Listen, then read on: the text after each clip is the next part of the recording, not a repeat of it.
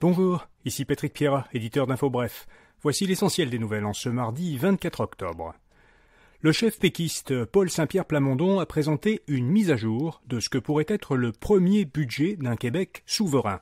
Selon ce budget de l'an 1 d'un Québec souverain, si le Québec devenait un pays en 2027, il serait dès la première année très près de l'équilibre budgétaire avec un déficit estimé entre 4 et 6 milliards de dollars. Le Parti québécois soutient que l'indépendance du Québec permettrait très certainement au gouvernement québécois de dégager d'importantes nouvelles économies.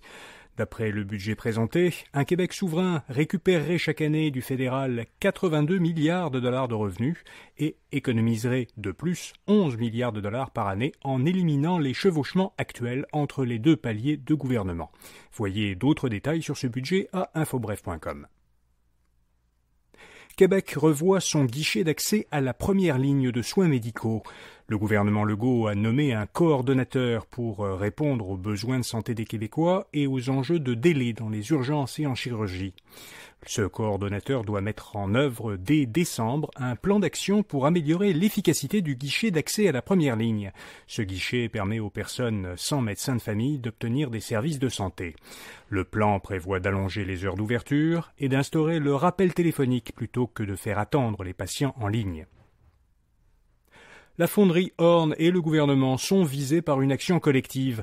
Les demandeurs reprochent à la fonderie d'émettre un cocktail de contaminants toxiques et cancérigènes qui dépasserait largement les normes de qualité d'air en vigueur au Québec. Ils reprochent au gouvernement d'avoir autorisé ces émissions et de ne pas avoir pris de mesures adéquates pour protéger la population de leurs effets néfastes. L'action collective concerne toute personne qui a vécu à Rouyn-Noranda durant une période depuis 1991. Si l'action est autorisée, les dommages-intérêts réclamés iraient jusqu'à 500 000 $ par individu pour les résidents les plus proches de l'usine. Connaissiez-vous le mot spammouflage ? Ce nouveau mot est une combinaison de spam et camouflage. Il désigne une tactique de manipulation qui consiste à poster de nombreux messages dans les médias sociaux en faisant croire qu'ils viennent de vrais utilisateurs. Alors le gouvernement fédéral a révélé que plusieurs députés fédéraux ont été victimes d'une campagne de spammouflage qui serait originaire de Chine. Des milliers de messages de propagande et de désinformation ont été laissés en commentaire par de faux utilisateurs sous des publications de députés fédéraux dans Facebook et dans X. Cette campagne aurait ciblé depuis août des dizaines de députés dont Justin Trudeau et le chef conservateur Pierre Poilievre. Selon Ottawa, cette campagne visait probablement à discréditer et dénigrer les députés ciblés en remettant en question leur éthique et en alléguant des irrégularités. Ottawa met fin au vol d'évacuation des Canadiens à partir d'Israël. La ministre des Affaires étrangères, Mélanie Joly, a indiqué que le dernier vol des forces armées canadiennes entre Israël et la Grèce avait été effectué hier. Au total, plus de 1600 Canadiens ont ainsi été évacués. Par ailleurs, 45 Canadiens ont pu quitter la Cisjordanie. En visite à Abu Dhabi, aux Émirats arabes unis, Mélanie Joly a dit que le Canada tente toujours d'évacuer de la bande de Gaza environ 400 Canadiens. Un troisième convoi d'aide humanitaire a pu entrer à Gaza hier, mais aucun pays n'est parvenu à en évacuer ses ressortissants. De plus en plus de Canadiens éprouvent de la difficulté à payer leur hypothèque.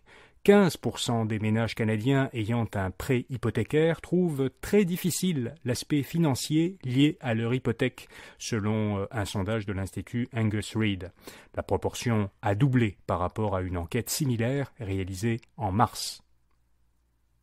La Société québécoise du cannabis nomme une nouvelle PDG. Il s'agit de Suzanne Bergeron, une gestionnaire qui provient du secteur privé. Elle a travaillé pendant 18 ans chez Sodexo, une multinationale française spécialisée en restauration pour les entreprises. En mars dernier, un tiers des entreprises canadiennes de services alimentaires, qui comprennent les restaurants, les traiteurs et leurs fournisseurs, étaient déficitaires.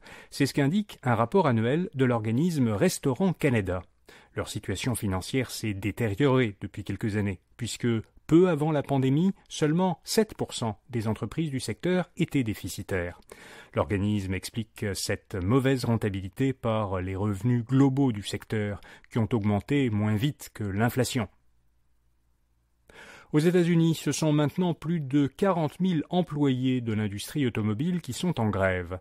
6 800 travailleurs syndiqués d'une usine d'assemblage du constructeur automobile Stellantis du Michigan ont rejoint le mouvement de grève amorcé en juillet. Le mouvement touche, en plus de Stellantis, Ford et General Motors.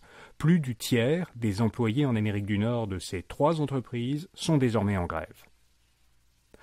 Enfin, le gouvernement du Québec et le gouvernement fédéral verseront ensemble plus de 10 millions de dollars à l'organisme Numana pour mettre en place un banc d'essai de communication quantique. Le banc d'essai doit permettre aux entreprises et aux organisations d'expérimenter des technologies quantiques applicables au réseau de télécommunications en fibre optique, et ce, dès cette année à Sherbrooke et l'an prochain à Montréal et à Québec. Voilà, vous savez l'essentiel. Bonne journée et à demain matin.